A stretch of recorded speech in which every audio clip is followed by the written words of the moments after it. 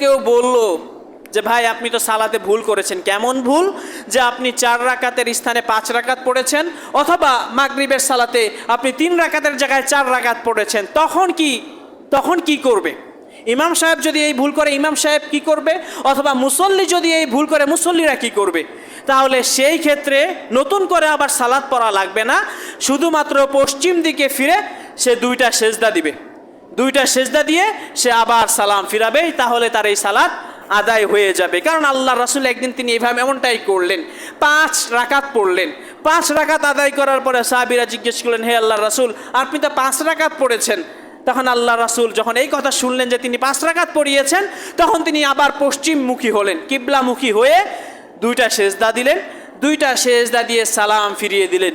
তারপর আল্লাহ রাসূল সাল্লাল্লাহু আলাইহি ওয়াসাল্লাম আর কোনো সালাত পড়লেন না, বা নতুন করে আর সালাত পড়েননি।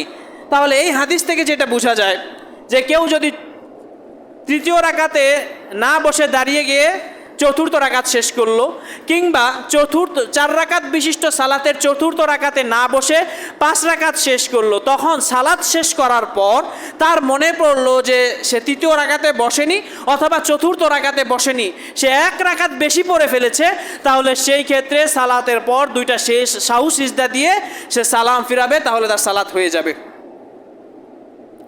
এবার আসা যাক মা হুকমুর রাকআতি যায়দাতি ওয়াস সাজদাতান। এখন কেউ অতিরিক্ত 1 রাকাত সালাত পড়লো এবং অতিরিক্ত 1